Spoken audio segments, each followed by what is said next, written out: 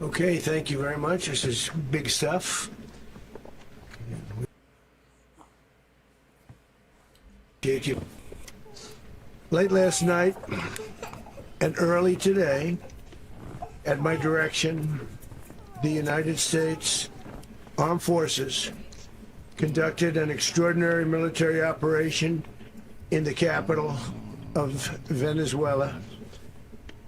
Overwhelming American military power, air, land, and sea, was used to launch a spectacular assault.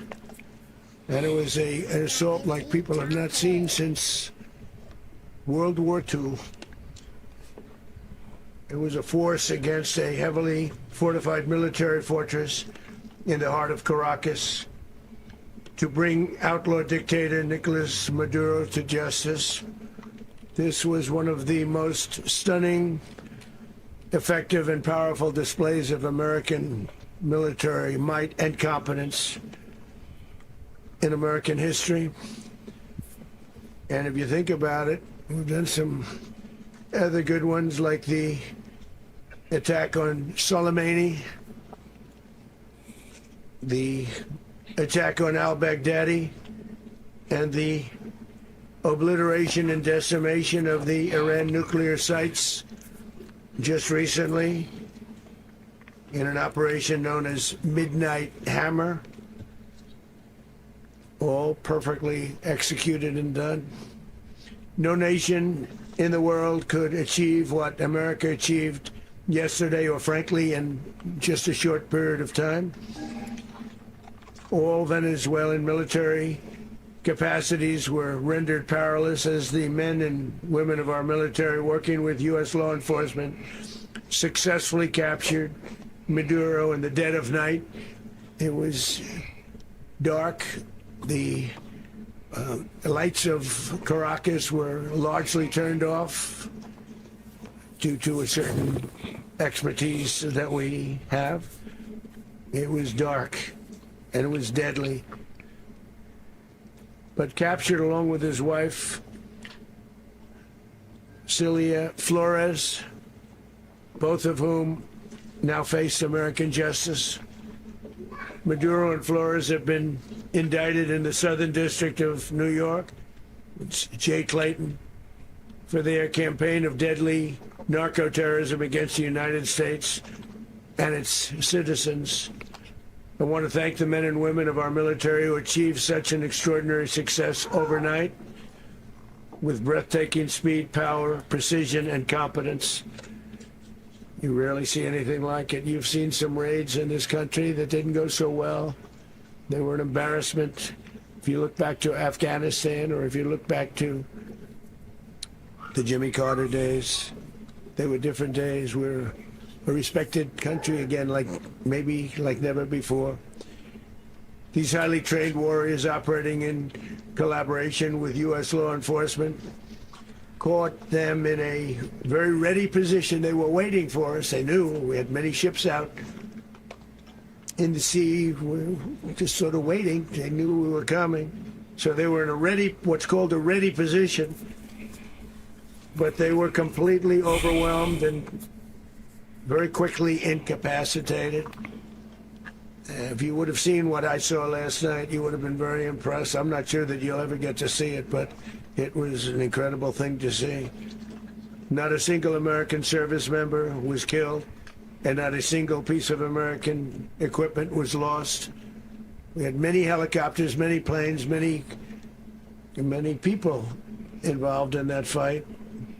But think of that, not one piece of military equipment was lost, not one service member was, more importantly, killed. The United States military is the strongest and most fearsome military on the planet by far, with capabilities and skills our enemies can scarcely begin to imagine. We have the best equipment anywhere in the world. There's no equipment like what we have, and you see that even if you just look at the boats. You know, we've knocked out 97% of the drugs coming in by sea. 90%. Each boat kills on average 25,000 people.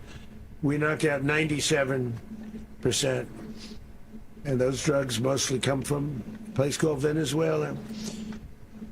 We're going to run the country until such time as we can do a safe, proper, and judicious transition. So we don't want to be involved with having somebody else get in, and we have the same situation that we had for the last long period of years.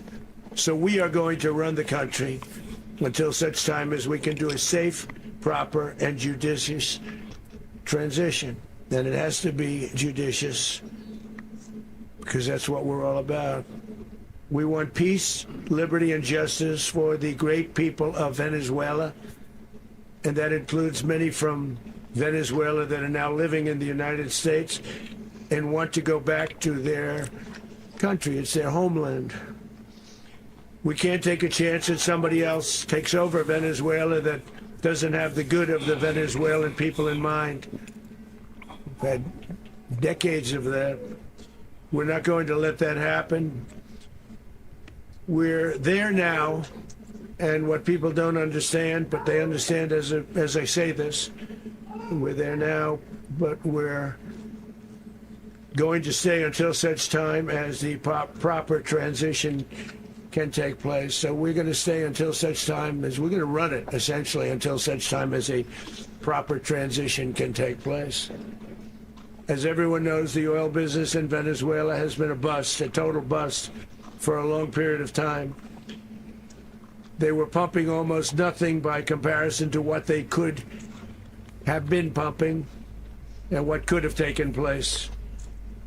We're going to have our very large United States oil companies, the biggest anywhere in the world, go in, spend billions of dollars, fix the badly broken infrastructure, the oil infrastructure, and start making money for the country. And we are ready to stage a second and much larger attack if we need to do so. So we were prepared to do a second wave if we needed to do so. We actually assumed that a second wave would be necessary, but now it's probably not. The first wave, if you'd like to call it that, the first attack was so successful, we probably don't have to do a second, but we're prepared to do a second wave, a much bigger wave, actually. This was pinpoint, but we have a much bigger wave that probably won't have to do. This partnership of Venezuela with the United States of America, a country that everybody wants to be involved with because of what we were able to do and accomplish, will make the people of Venezuela rich, independent, and safe. And it will also make the many, many people from Venezuela that are living in the United States extremely happy. They suffered. They suffered. So much was taken from them. They're not going to suffer anymore. The illegitimate dictator Maduro was the kingpin of a vast criminal network responsible for trafficking colossal amounts of deadly and illicit drugs into the United States.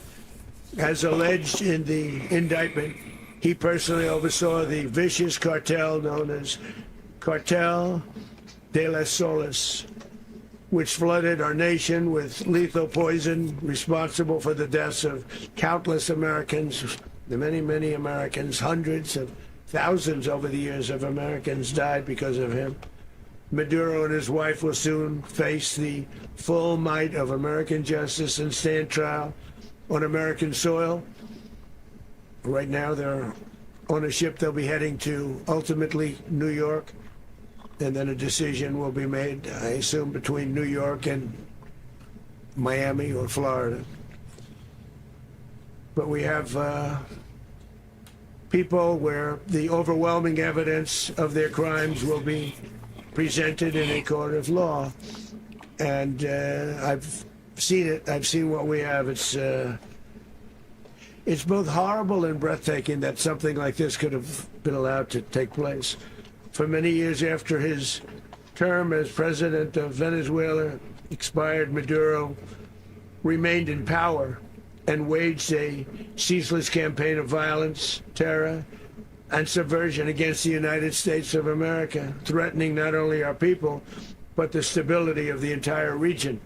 and you all saw it, in addition to trafficking gigantic amounts of illegal drugs that inflicted untold suffering and human destruction all over the country, all over, in particular, the United States. Maduro sent savage and murderous gangs, including the bloodthirsty prison gang Tren de Aragua, to terrorize American communities nationwide, and he did indeed. They were in Colorado. They took over apartment complexes. They cut the fingers off people if they called police. They were brutal, but they're not so brutal now.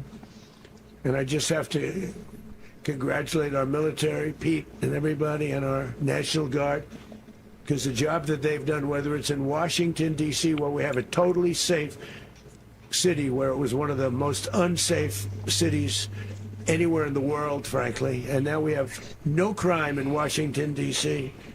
We haven't had a killing. We had the terrorist attack a few weeks ago. A little bit of a different kind of a threat, but we haven't had a killing in a long period of time, 6-7 months. We used to have two, on average, 2 a week in Washington, our capital. We don't have that anymore. The restaurants are opening. Everyone's happy. They're walking their daughters, they're walking their children, their wives, and walk to restaurants. Restaurants are opening all over Washington, D.C. So I want to thank the National Guard. I want to thank our military, and I want to thank law enforcement. It's been amazing. And they should do it with more cities. We're doing it, as you know, and we're doing it in Memphis, Tennessee right now, and crime is down. We've just sort of started a few weeks ago, but crime is down now 77%. And the governor of Louisiana called, great person, and he wanted us to help him, as you know, in a certain very nice part of Louisiana. And we have done that. It was a rough section, and we have crime down. I understand it's down to almost nothing already after 2.5 weeks. New Orleans, it's down to almost nothing, and we've only been there for 2.5 weeks. Can't imagine why governors wouldn't want us to help. We also helped, as you know, in Chicago, and crime went down a little bit there. We did a very small help because we had no working ability with the governor. The governor was a disaster, and the mayor was a disaster, but it knocked down crime. But we're pulling out of there. When they need us, we'll know. You'll know. You'll be writing about it. And likewise, Los Angeles, where we saved Los Angeles early on, where the head of the police department made a statement that if the federal government didn't come in, we would have lost Los Angeles. That's long after the fires. That's when they had the riots in Los Angeles. We did a great job. Got no credit for it whatsoever, but that's okay. It doesn't matter. We don't need the credit. But we'll be pulling out when they need us. Was this a good move or a bad move?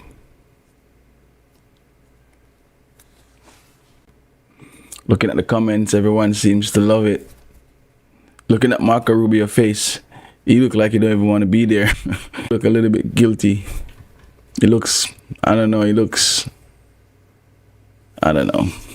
But let me know what y'all think. Was this a good move? Was this a bad move?